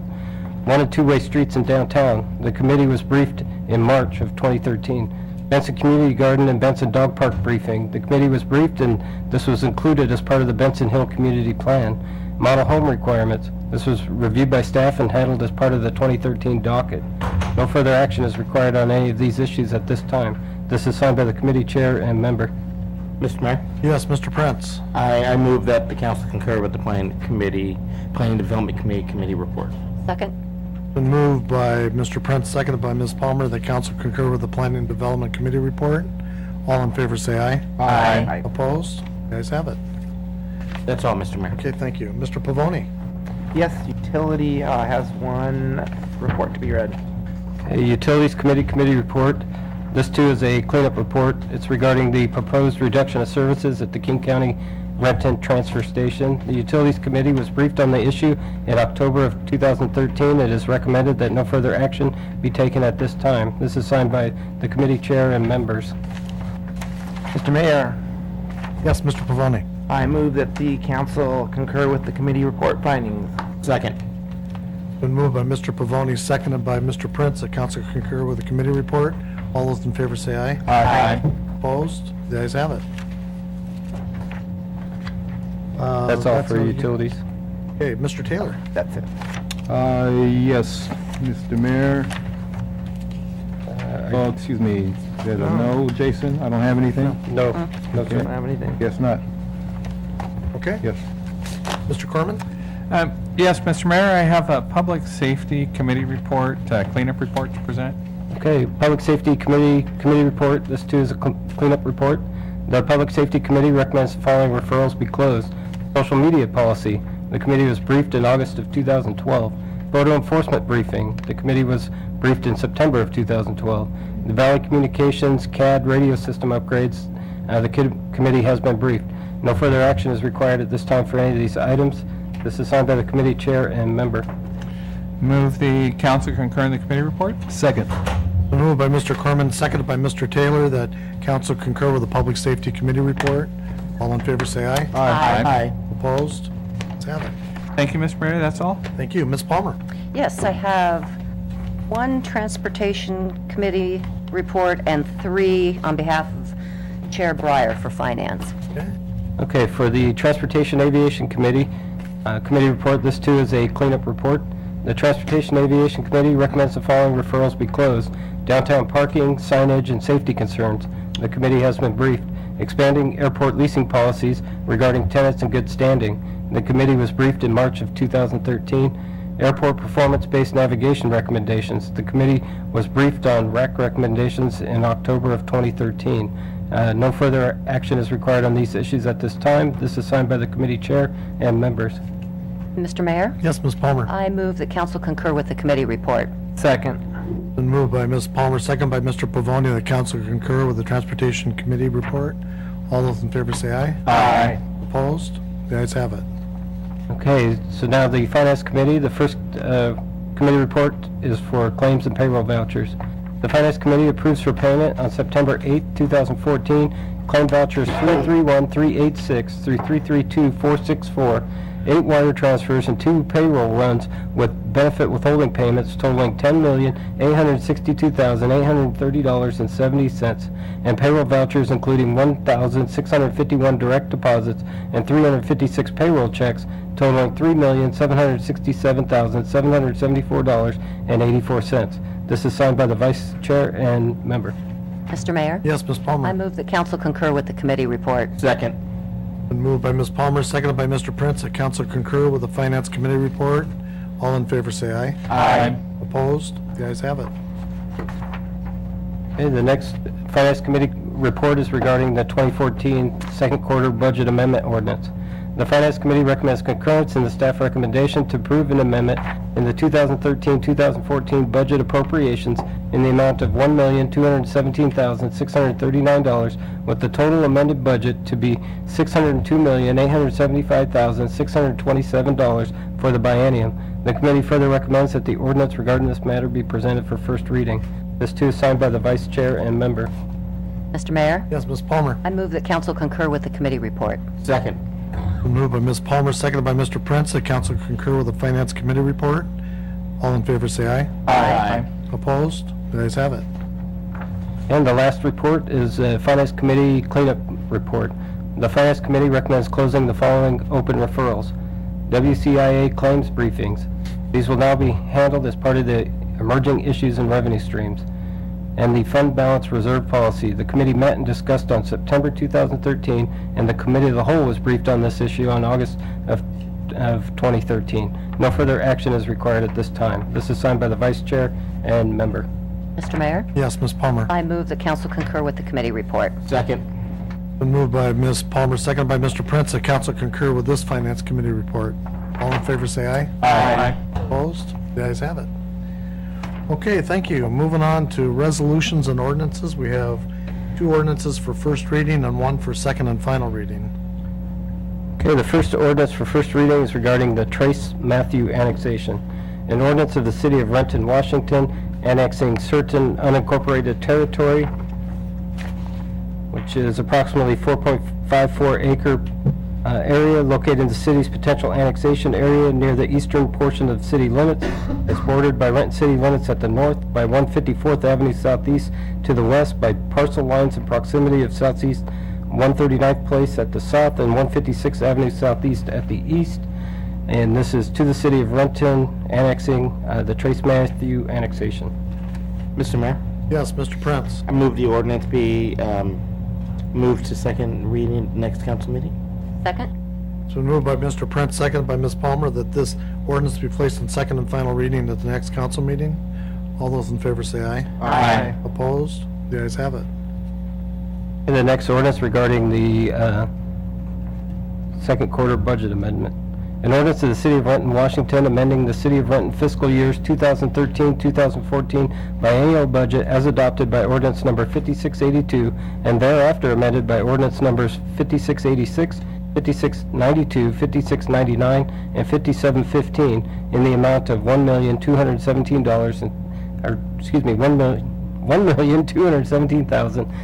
$1,217,639. Mr. Mayor, Yes, Ms. Palmer. I move the ordinance be placed on second and final reading at the next council meeting. Second. Been moved by Ms. Palmer, seconded by Mr. Prince, that this ordinance be placed on second and final reading at the next council meeting. All in favor say aye. Aye. Opposed? The ayes have it. Okay, and the last ordinance is for second and final reading. It's regarding a vehicle donation. An ordinance of the City of Renton, Washington, accepting the donation of a 1999 Ford RVC Mobile Communications Unit vehicle from the Renton Emergency Communications Service. Mr. Mayor, Yes, Mr. Corman. I move adoption of the ordinance. Second? Been moved by Mr. Corman, seconded by Ms. Palmer, that this ordinance be adopted. It requires a roll call. Mr. Person? Aye. Mr. Prince? Aye. Mr. Pavoni? Aye. Mr. Taylor? Aye. Mr. Corman? Aye. Ms. Palmer? Aye. Roll call, Mr. Mayor, all ayes. The ayes have it. Thank you very much, Jason. Moving on to new business, Mr. Person. Yes, Mr. Mayor, the Committee of the Whole will meet next Monday, September 15th at 5:30 PM in the council chambers. One topic, local B&O tax structure and implementation recommendation. And then at the end of this meeting, we will have an executive session. Okay. Excuse me, Mr. Mayor, we're supposed to announce the approximate time and the topic for Do the we have to do that executive. now, or do we do that when we go into We executive? can either way, I just didn't want Yeah, to. I got it set up to do it when we make the motion. I'm sorry, Mr. Person. Mr. Prince. Yes, Mr. Mayor. The Planning Development Committee has a meeting on September 11th, this Thursday, at 3 p.m. in the council conference room. We have 2 items on the agenda. The Title IV Document Development Regulations, Docket 10, and the 2015 Comprehensive Plan. That's all, Mr. Mayor. Okay, thank you, Mr. Pavoni. Yes, Mr. Mayor, the Utility Committee will be meeting on September 15th at 4:30, and one issue on the docket, emergency sale of water agreement with King County Water District 90. Okay, thank you. Mr. Taylor? Yes, Mr. Mayor, the Community Services Committee will be meeting on September the 15th, 5 p.m., and our agenda item will be Recreation Division's Cost Recovery and Program Pricing Guidelines. I also have an update that I'd like to bring forward to the council regarding Nestora Salgado, Committee for Freedom. On August the 21st, that was the anniversary of her one-year period of time of being in prison in Mexico. As you may remember, the council adopted a resolution before we left for our vacation earlier in August. I was invited to go to a press conference at the Mexican consulate that morning, and then also to attend a rally at the Federal Building later that afternoon, where myself, the family, Jose Grisso, and the committee members for Freedom of Nestora Salgado visited Senator Patty Murray's office and Senator Maria Cantwell. We were pleased to meet with Sherry Fitzwilliams, one of the staff members, who had informed us that the senator had been working along with Patty Murray's office in drafting a letter to have signed by a number of congressmen and also to be delivered to Secretary Kerry. I have a copy of that letter. It has been signed, it has been delivered, so this is just a culmination of our efforts to show that they were successful in getting a letter signed by Senators Cantwell, Murray, Congressman Adam Smith, Congress members Susan Dalbini, Jim McDermott, Rick Larson, Denny Heck, Derek Kilmer, and Juan Vargas. So at this point, there's quite a bit of momentum behind the freedom of our Renton citizen and resident, and we think that this is going to further the pressure on the Mexican government to ultimately release her, and we look forward to having her to come home and to have a celebration for her. That is all, Mr. Mayor. Okay, thank you, Mr. Taylor. Mr. Corman? Yeah, let's see, a couple of things. One is that canceling Public Safety Committee for September 15th. And then I did have one item, and it's kind of coincidental that we talked about Councilman Stredeke tonight, because I was actually going to bring this item forward anyways. Simply that the ramp meters, which was, for those people that might remember, was one of his favorite topics. He was always holding the Department of Transportation at bay, not allowing ramp meters to go in Renton. And finally, he went off of the council, and then the ramp meters went in. That's what happened. And Councilman Stredeke was always concerned about the queue of people stacked up to get on 405, spilling into the neighborhoods, and the Department of Transportation was always telling him, oh, that they have cameras and they'll watch and make sure it doesn't happen. And I've noticed that in the Kennydale area, the exit, or Northeast 44th. and Northeast 30th was the one. I was actually probably Northeast 44th is probably having the same problem, but Northeast 30th, so really close to Kennydale School. Basically, the queue, I guess you'd say, coming from the east headed west, though coming from kind of the Highlands and headed towards Kennydale, has gotten so bad that people that are just simply trying to cross over, so if you're trying to get to the park and ride on the other side, or if you're headed down to Boeing, for instance, you're behind, like 30 cars that are all waiting their turn for the for the ramp meter. So I thought it was really time that we sort of honor the wishes of Dick Stredeke and tell the Department of Transportation that it's okay. Our view at the time on the council was, if they want to back people up on the ramp, that's okay, but don't back up the city streets with the ramps. And that one, around 7:30 this morning, I was actually trying to get by on a bicycle, and I couldn't even really get by on the bike. I ended up riding on the sidewalk because the cars are so backed up, and it's dangerous trying to get past them, especially because there's cars parked, because it's also a park and ride.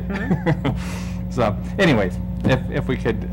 I see Mr. Zimmerman back there, if he wouldn't mind calling the DOT. Well, we actually have discussions with them all the time about 30th and 44th. Oh, So you're already Yeah, on it. Northeast 44th is now backing up to Kennydale Beach every morning. Is it? Yeah. it's- Oh, I haven't so, seen that one, but. Mr. okay. Zimmerman's working with Washtenaw Vehicles. Good.